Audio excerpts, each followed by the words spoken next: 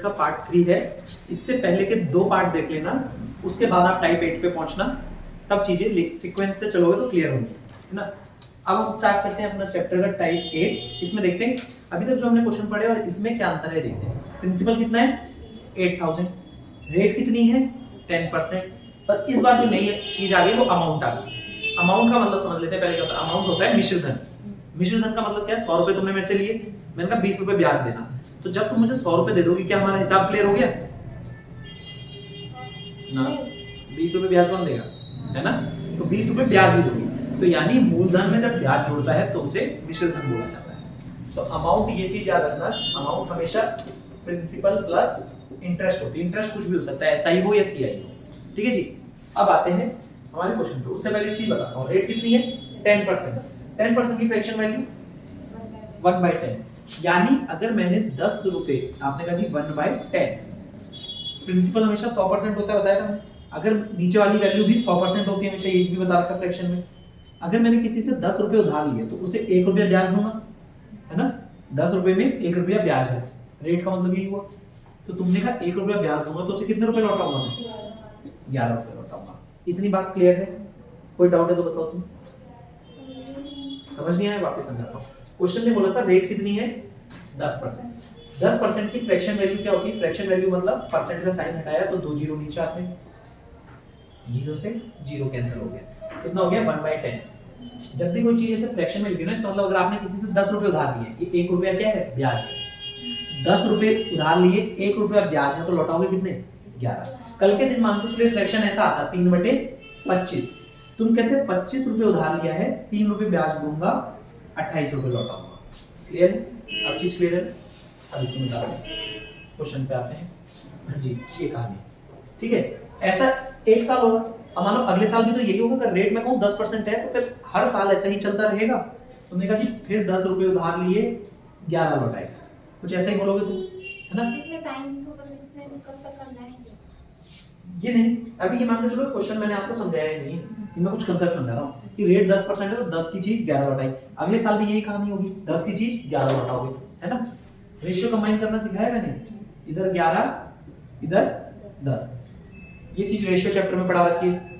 तो 10 × 10 100 रुपए, 11 × 11 121 रुपए।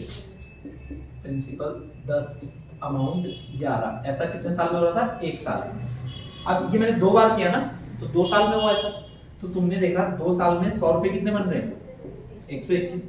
अब मैंने एक चीज नोटिस करी, मैंने कहा 1 साल में 10 से कोई चीज 11 थी, तो 2 साल में बस स्क्वायर हो गया उसका। 10 का स्क्वायर कितना होता है 100, 11 का स्क्वायर 121।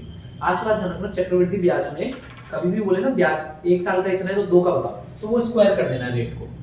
इसका मतलब अगर मेरे से मैं बोलता 3 साल का बताओ तो क्या करना पड़ता, क्यूब। तुम कहते 10 का क्यूब कितना हो गया 1000, 11 का क्यूब 1331। क्लियर है, 2 साल का मतलब स्क्वायर, 3 साल का मतलब क्यूब। अब आप बोलोगे 4 साल ऐसे 8 साल का कब तक करेंगे, आएगा नहीं। क्वेश्चन यहीं तक आते हैं, ठीक है।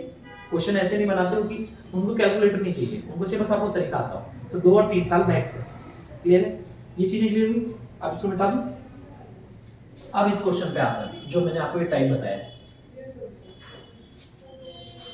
अब इसमें मुझे पता था रेट कितनी परसेंट है 10%। तो मुझे एक चीज पता है कि इसको प्रिंसिपल यहाँ लिखा है, उसने कहा कितना है जी 8000, और अमाउंट कितनी है 9680। मतलब किसी व्यक्ति से मैंने 8000 लिए हैं तो उसे ब्याज के साथ कितना लौटा रहा हूँ 9680, ये चीज लौटा रहा हूँ। तो मैंने कहा कि एक काम करता हूँ ना, इनका रेशियो बना देता हूँ कि कितना प्रिंसिपल है और कितना अमाउंट है। 0 से 0 कैंसिल, इसे 8 से डिवाइड कर रहा हूँ, दोनों तरफ मैं क्या कर रहा हूँ 8 से डिवाइड। 8 से इसे डिवाइड किया तो कितना आ गया 100। इसे 8 से डिवाइड किया, 8 1 जा 8, 8 2 जा 16, 8 1 जा 8, 121, यही है। अब तुम्हें एक चीज पता है भाई, रेट है 10%, यानी 1/10। 1 साल में कोई चीज 10 से क्या हो रही होगी 11। ये कितनी दिख रही है 100 से 121, 10 का स्क्वायर 100, 11 का स्क्वायर 121, इतनी तो दिख रही है। तो स्क्वायर होता कब है, जब कितने साल का टाइम है 2। तो आंसर कितना आ गया टाइम 2 साल। मैंने सीधा निकाल दिया टाइम 2 साल, क्योंकि 100 से 121 तभी हो पाएगा। 1 साल में 10 से 11 हो रहा है, क्वेश्चन ने रेट दी थी, मैंने कहा 10 से 11। तो 2 साल में 100 से 121 हो जाएगा ना, तो 100 से 121 हो गया, तो इसलिए टाइम कितना आ गया, 2 साल। क्लियर है?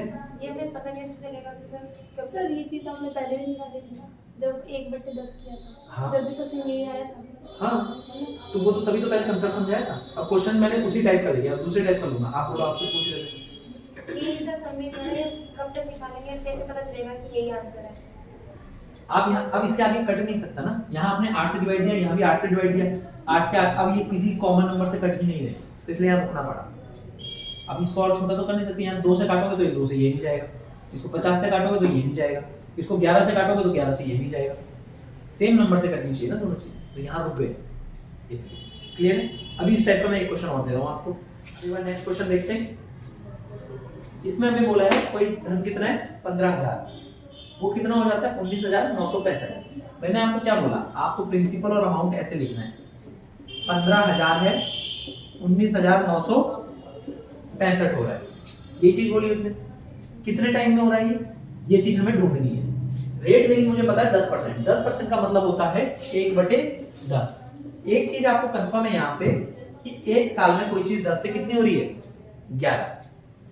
10 से एक साल में 11 हो रही है। अब मैंने इनका रेशियो बनाना चालू किया। मैंने क्या काम किया, अब आप कह रहे हो यहाँ पे कैसे डिवाइड करेंगे। आपको एक चीज पता है 10% है, उसको छोड़ो, इसको 15 से डिवाइड कर सकता हूँ। 15 1 15 0 0 0 ये आएगा 1000।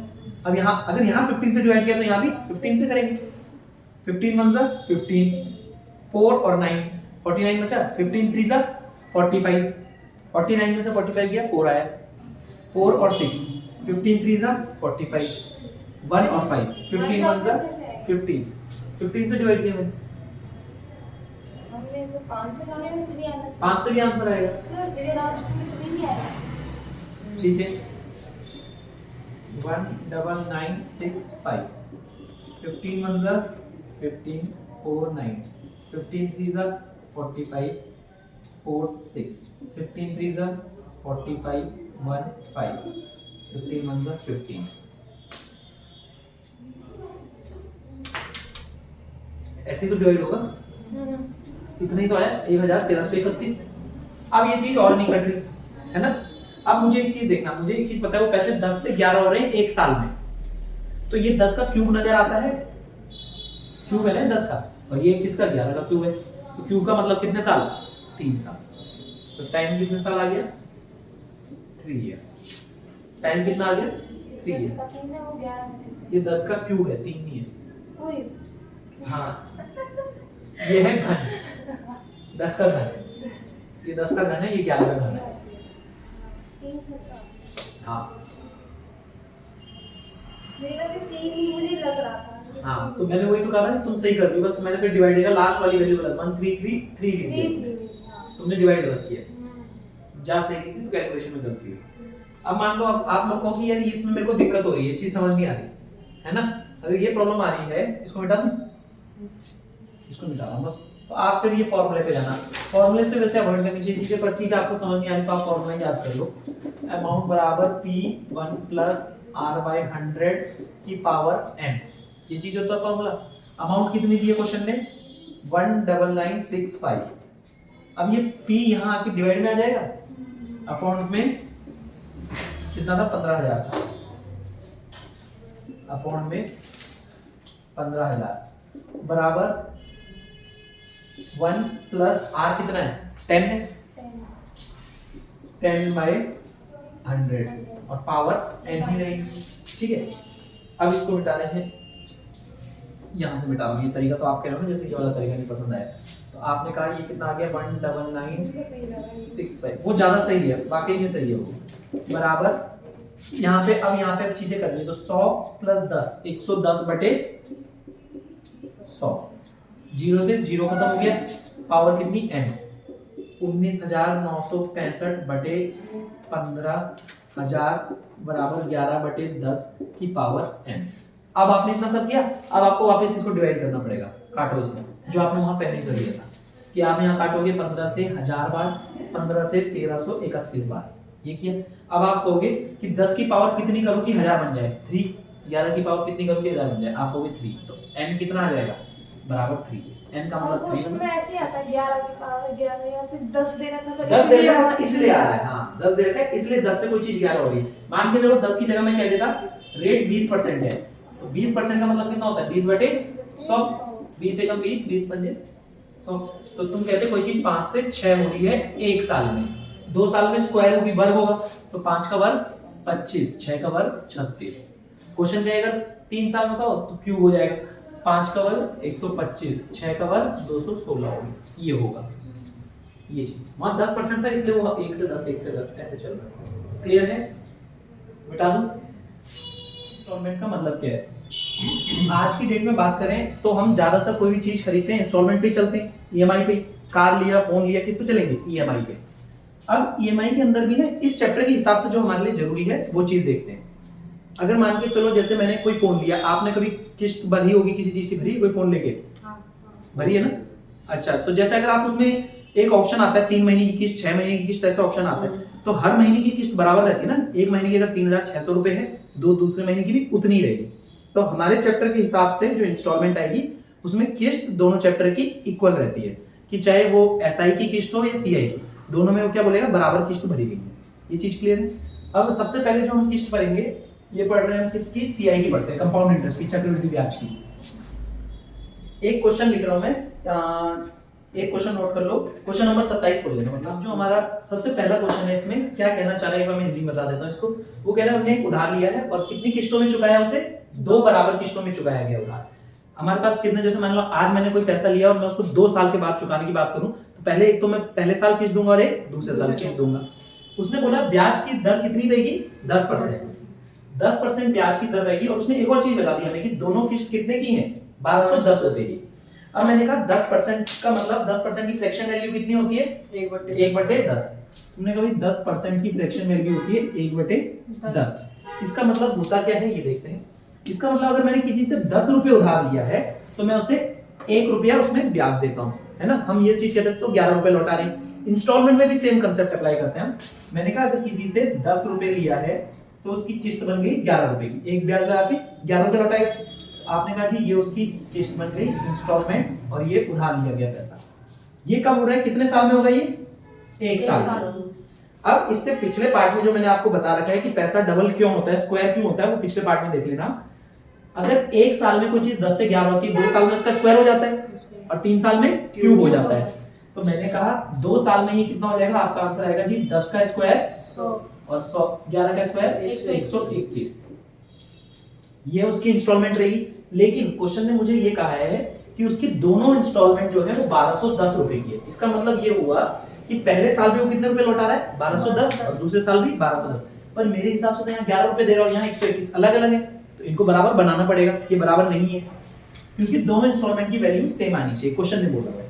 तो आपने कहा जी इधर पे इसको 121 बनाने के लिए क्या करना पड़ेगा? 110 की 11 से गुना। हाँ 11 से गुना करनी पड़ेगी, इसको 121 बनाना है। 11 की गुना, है ना। और 110 पता है इसे क्यों नहीं बनाना? क्योंकि मेरा ध्यान इस पे है कि इंस्टॉलमेंट सेम होनी चाहिए दोनों साल की। मूलधन कितना भी चेंज होता रहे उससे मतलब नहीं है, मुझे इन दोनों को सेम बनाना था, इसलिए मैंने 11 की गुना कर दी। या तो कई बच्चे ऐसे भी करते हैं कि ऊपर 121 की गुना, नीचे 11 की गुना, लेकिन वो थोड़ा लंबा पड़ जाएगा, तो इससे अच्छा मैं डायरेक्ट इसको 11 की गुना कर देता हूँ, नीचे तो वही एक ही रहने दो। तो कितना आ गया ये? 11 × 10 110, और ये 121, यहाँ पे 100 और ये 121। अब एक चीज देखो, पहले साल कितनी किस्त दे रहा हूँ? 121, और दूसरे साल भी 121, बराबर बन गई ना। बस यही क्वेश्चन खत्म है। क्वेश्चन ने मुझसे ये बोला कि दोनों किस्त है कितने रुपए की? 1210 रुपए, पर मेरे हिसाब से 121। जो 121 मैं मान रहा हूँ वो एक्चुअल में कितनी है? 1210। तो मुझे उसने बोला है कितना पैसा उसने उधार दिया ये बताना है। तो 110 तो यहाँ दिया, 100 यहाँ दिया, कितना दे दिया टोटल? 210 रुपए। तो 210 का मतलब कितना? Cross multiply. या तो ऐसे सोच सकते हैं कि हाँ बस ये इसका 10 गुना है, एक जीरो तो एक्स्ट्रा लग रही है 121 के आगे जीरो, तो 210 के आगे एक जीरो और एक्स्ट्रा, इसका भी 10 गुना, तो ये आ गया जी 2100 रुपए। 2100 रुपए अगर तुम किसी को उधार दोगे और बोलोगे मैं 10% ब्याज दर लूंगा और उसकी 2 किस्त बांधोगे, तो दोनों किस्त उसकी होंगी कितने कितने की? 1210 रुपए। क्लियर है ये चीज? तो इंस्टॉलमेंट की जो सीआई रहे, इंस्टॉलमेंट में जो हमारी चक्रवृद्धि ब्याज की जो किस्त रहेगी वो इस तरीके से बनेगी, जो भी रेट दिया गया होगा उसको मैं फ्रैक्शन में लिखूंगा और चेंज करूंगा। यहाँ पे 10% था तो 1/10 लिखा गया, 10 की चीज 11 बनी, अगले साल 100 की 121। अगर ये होता 3 बराबर किस्तें होंगी तो तीसरे साल क्या हो जाता, क्यूब हो जाता, 1000 से 1331 हो जाता। तब मैं इन तीनों को सेम करता। ठीक है, ये चीज क्लियर है? ठीक है, एक क्वेश्चन दे रहा हूँ, उस क्वेश्चन को आप कर लो। अब हमारा नेक्स्ट क्वेश्चन जो है, हमारा क्वेश्चन क्या कह रहा है हमें कि कितने रुपए का ब्याज लिया है, 5300 का, है ना। 5300 का ब्याज लिया है, 5300 रुपए उधार लिए गए हैं 5300 रुपए उधार दिए गए हैं और ये उधार कितनी किस्तों में चुकाना है, दो किस्तों में। 5300 रुपए मुझे 2 किस्तों में चुकाना है और हर एक किस्त की वैल्यू सेम होनी चाहिए, मतलब पहले साल 100 लौटा है तो अगले साल भी 100। अब उसने बोला है जो ब्याज की दर चार्ज कर रहा है कितना परसेंट है, 12%। अब उसने मेरे से बोल दिया तुम दोनों किस्त की वैल्यू बताओ। इसमें और पिछले क्वेश्चन में क्या अंतर था भाई? उसमें किस्त दी हुई थी, इसमें दी अमाउंट पूछा था, इसमें हाँ, उसमें हमें किस्त दे रखी थी और बोल रहा था कितना पैसा उधार दिया ये बताओ। इसमें पैसा बता दिया गया है कि इतना उधार दिया है, किस्त तुम बताओ। अब मैंने क्या कहा था, हमारा तरीका सीआई की किस्त में बिल्कुल नहीं बदलेगा। रेट कितनी है, 12%। फ्रैक्शन वैल्यू 12/100, 4 से 3 बार, 4 से 25 बार। यानी अगर मैंने किसी को 25 रुपए दिया है प्रिंसिपल, तो उसकी किस्त कितने की बनेगी, 28 रुपए की। 3 रुपए इसमें जोड़ दिया, ठीक है, इतना बना। ये तो पहले साल हुआ भाई, कितने साल की कहानी है, 2 साल की, क्योंकि 2 इंस्टॉलमेंट है। तो दूसरे साल क्या हो जाएगा, स्क्वायर हो जाएगा, 25 का स्क्वायर 625 और 28 का स्क्वायर 784। बहुत बढ़िया 784। ये स्क्वायर 30 तक याद कर लेना। अब तुमने कहा, उसने ये देखो ये जो लाइन बोली ना, if each installment is same, ये वाली लाइन बोली है कि दोनों किस्त क्या होनी चाहिए, बराबर होनी चाहिए। क्या ये बराबर है, नहीं, ये बराबर बनानी पड़ेंगी। कैसे बनेगी बराबर, मल्टीप्लाई कितने की, 28 की। अब 28 की गुना 28 से हुई तो कितना बन गया, 784। इसको तो करने की जरूरत नहीं है, तभी तो हमने बराबर किया है। तुमने कहा जी 784 और 28 की गुना 25 से 700, है ना। अब देखो अगर कभी भी किसी नंबर की 25 से गुना करनी है ना, आसान तरीका ये होता है 25 को 100/4 बोल दो, तो तुम बोलते हैं 28 की गुना 100/4 से, 4 से 7 आ गया, 7 × 100 700। तो ये छोटे छोटे जो कैलकुलेशन है टाइम बचा देते हैं थोड़ा। तुमने कहा जी ये है 700 रुपए और नीचे कितना था, 625 784। इतने में कोई दिक्कत नहीं है, ठीक है। अब मैंने कहा ये मेरी पहले साल की किस्त, ये दूसरे साल की किस्त, दोनों क्या आ गई, बराबर आ गई ना, दोनों बराबर आ गई। तो यही तो बोला था क्वेश्चन में। अब टोटल पैसा मैंने कितना उधार दिया मेरे हिसाब से, 700 और 600 1300 प्लस 25 1325 रुपए मेरे हिसाब से मैंने उधार दिया है 1325 रुपए। पर क्वेश्चन कह रहा है उधार कितना दिया है, 5300। तो क्या इस 1325 को ही वो कितना कह रहा है, 5300। इसको मिटा देते हैं, 1325 का ही मतलब है 5300। तो मुझे किसका मतलब निकालना है, किस्त का मतलब निकालना है। 784 का मतलब कितना, क्रॉस मल्टीप्लाई, कितना आएगा आंसर बताना।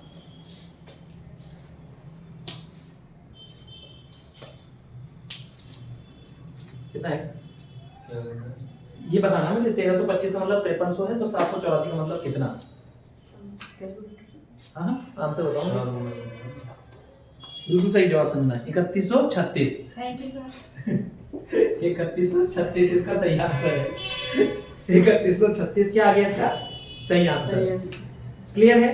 तो सीआई की जो हमारी इंस्टॉलमेंट रहेगी, इसमें 2 ही चीजें होंगी, या तो आपको देखो ये बताएगा कि कितना रुपए की किस्त बनेगी, ये आप बताओ। लोन आपको बता देगा कि 5300 रुपए का लोन है, 2 किस्तों में चुकाना है, दर ये है, किस्त आप बताओ। दूसरी टाइप जो इससे पहले कराई, उसमें क्या बोलेगा कि किस्त की वैल्यू बता देगा और पूछेगा कितना पैसा उधार दिया गया है, क्लियर है। इसके बाद अब हम देखेंगे एसआई की इंस्टॉलमेंट, ठीक है। ये हमारी सीआई की इंस्टॉलमेंट होगी। जीडी के पेपर में, यूपी पुलिस का जो पेपर आ रहा है, इन दोनों में इससे ऊपर के क्वेश्चन नहीं दिखेंगे आपको, ठीक है। जीडी का फॉर्म डाल रहे हो तुम, डाल दिया, और सॉरी जो भी बोल रहा है यूपी पुलिस का, उसका डालोगे 27 को नहीं लिया, तुम डालोगे क्यों, 12 अच्छा 12 से अब मांगा है उसने, अच्छा जीडी में मांगा है 10 से, तो वो भर दिया तुमने, ठीक है। उम्र, लड़कियों की उम्र उसमें 25 साल तक है ना, यूपी पुलिस में। ये मिटा दो, ये नोट हो गया, हाँ नोट कर लो आराम से।